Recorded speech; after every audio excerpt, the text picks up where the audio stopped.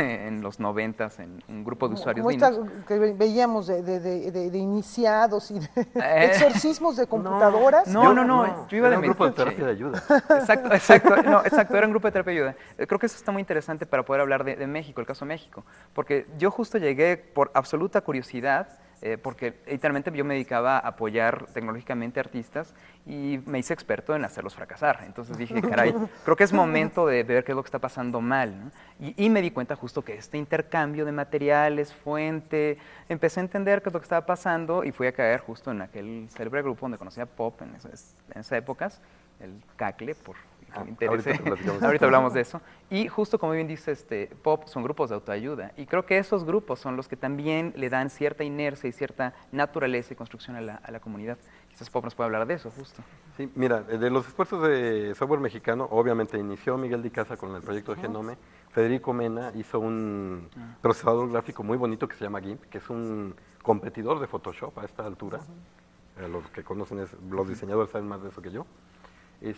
Pero no es un esfuerzo mexicano, lo bello de esto es que es un esfuerzo de lo que llamamos la aldea global.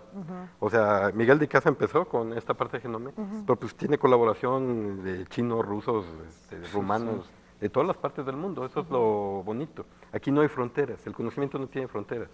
La mayoría del software se escribe en inglés porque eso te permite permearlo a las comunidades y que alguien que vea un poquito de inglés pueda moverlo. Pero pues, también se puede escribir en cualquier idioma, yo creo que el chino va a dominar dentro de poco. Pero bueno, regresando un poco a los esfuerzos mexicanos, pues son esfuerzos que han empezado, Miguel de Icaza empezó con esto de Genome, de ahí se produjeron Genumeric, que era una hoja de cálculo libre, muchísimas suites ofimáticas.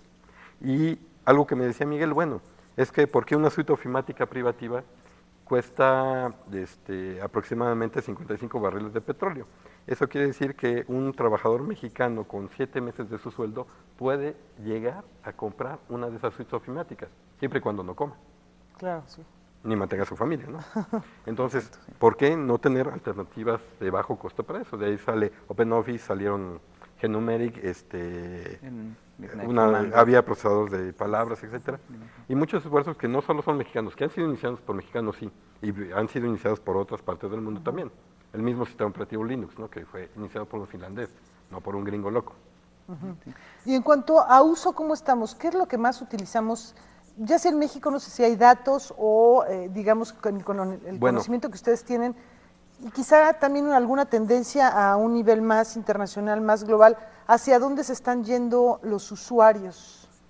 Digamos, un usuario común que no pertenece a un grupo, ¿están viendo estas ventajas o estas posibilidades que tiene el software libre? No lo vemos, porque a veces uno va con su computadora muy feliz de la vida, la abre y todo, y resulta que ya trae cargados una serie de programas que pues ahí están, ¿no? O sea, no sé qué tanto tiempo o qué tanto interés tenga uno para reflexionar, bueno, es que esta paquetería no es software libre, voy a tener que comprar la siguiente versión. Sí, exactamente. Sí, bueno, ¿qué pasa? Creo que justo una de la naturaleza y quizás lo bonito del término software privativo es que justo define perfectamente a qué se refiere el mecanismo de distribución de ese tipo de programas, ¿no?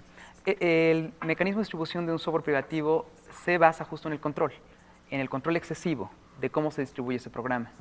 En el control acucioso, por ejemplo, de que una compañía pacte por una suma muy importante que sus programas van a venir incluidos en una computadora nueva. Es decir, el aparato está ahí y nadie te pregunta si sí o si no o qué quieres que venga dentro controlando ese refrigerador. Entonces, justo lo interesante es que el software privativo utiliza los mecanismos de control para poderse hacer importante, indispensable. La fábrica de la manzana, por ejemplo, que vende maquinitas para oír música y estas cuestiones, que es un esfuerzo muy interesante porque también de pronto se conecta con el software libre, pero algo que es fundamental en el crecimiento de la marca es que le garantizaron a la industria de las ideas, de generadores de contenidos, que iban a controlar el flujo de música, el flujo de imagen, en la medida de sus posibilidades. ¿Cómo hacen eso? Justo pactando con sumas, pactando con la industria.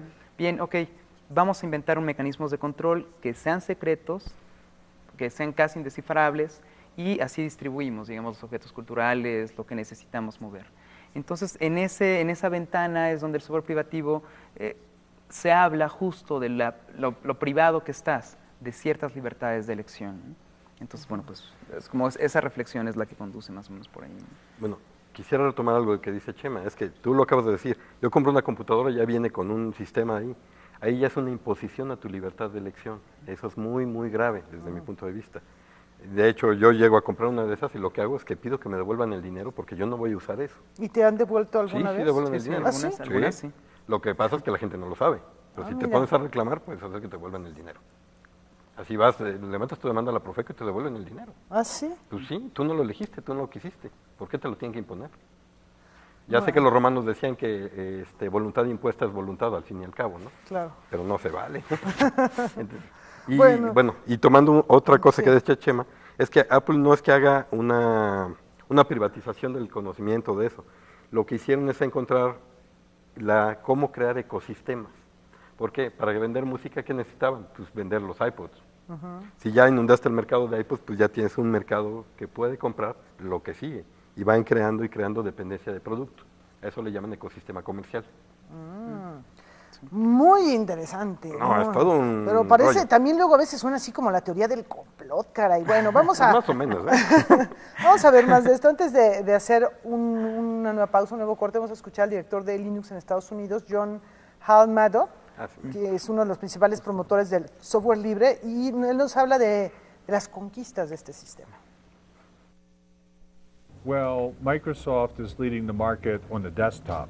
90% of the world's largest supercomputers are using Linux. More than half of the server systems in the world that are being installed with Linux. And Linux is being installed into a lot of the very small netbooks which people are using because all they really need is a browser to connect to the internet. And Linux is being installed into a lot of the very small netbooks which people are using because all they really need is a browser to connect to the internet.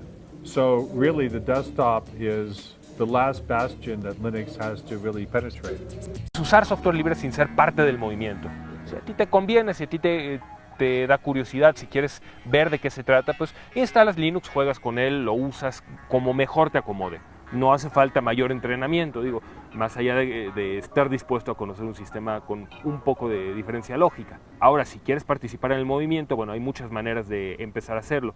Digamos, dicen, desde escribir documentación, traducir programas.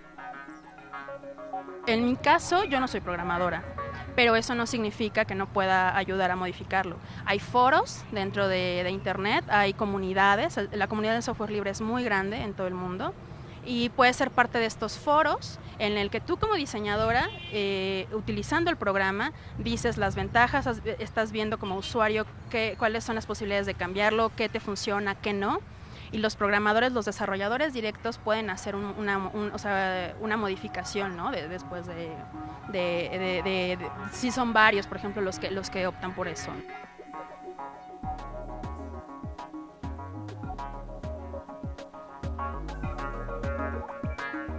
En casos mexicanos está, como te digo, GNOME, que empezó en México, que es usado por millones de personas.